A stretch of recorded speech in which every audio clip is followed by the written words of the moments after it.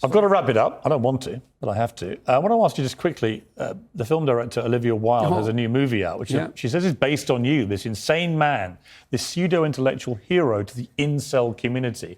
Incel being these weirdo loner men who are despicable in many ways.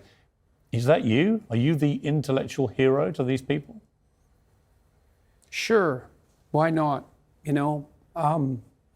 People have been after me for a long time because I've been speaking to disaffected young men. What a terrible thing to do that is.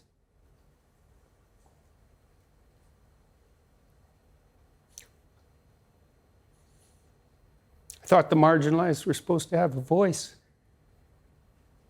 It's making you emotional. Talk about that. Well, God,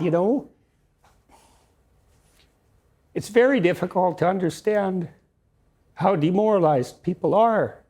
And certainly many young men are in that category. And you get these casual insults, these incels. What does it mean? It's like, well, these men, they don't know how to make themselves attractive to women who are very picky, and good for them. Women, be picky. That's your gift, man.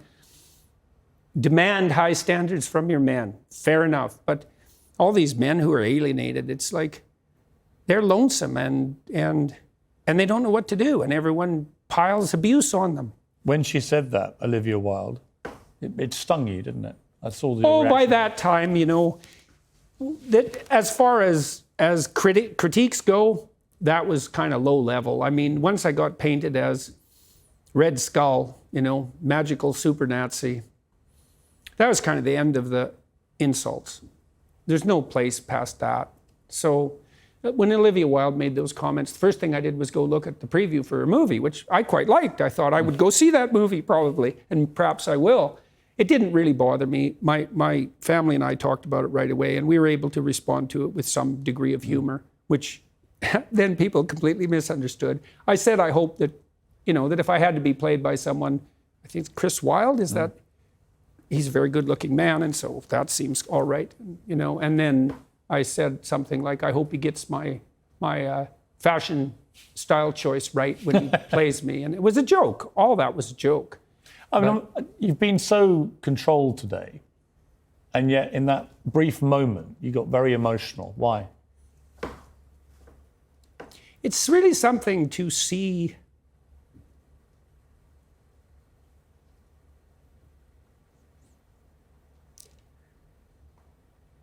constantly how many people are dying for lack of an encouraging word.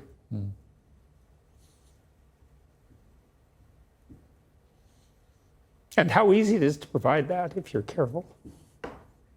Give credit where credit is due. And to say,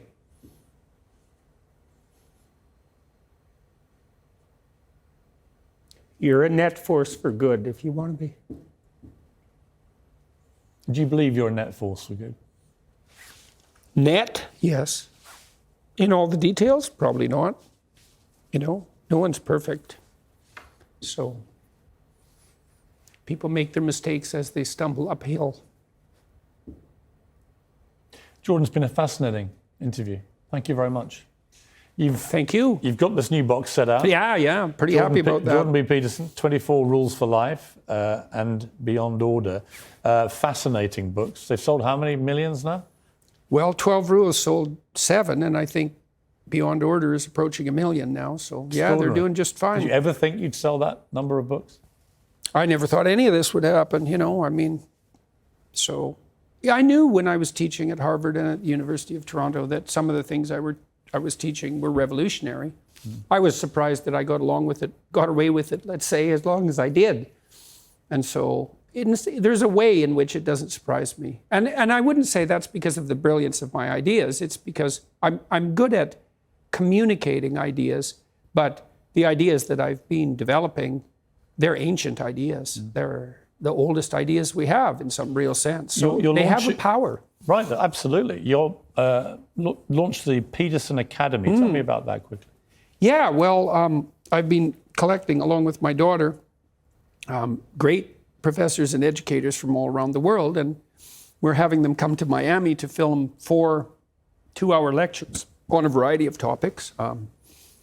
President of Hillsdale College, Larry Arnn, just taped one for us on Churchill, which I thought was quite funny because, you know, he's persona non grata. And so Arnn and Churchill, so that's quite funny. And we're hoping that we can determine how to provide people a very efficient and very low-cost alternative to a bachelor's degree.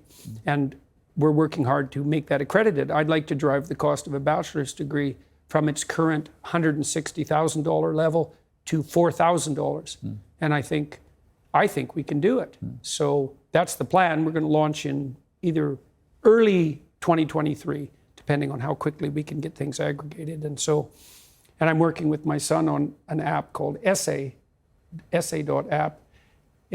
We took a document I wrote for my students that helped them learn how to write and edit.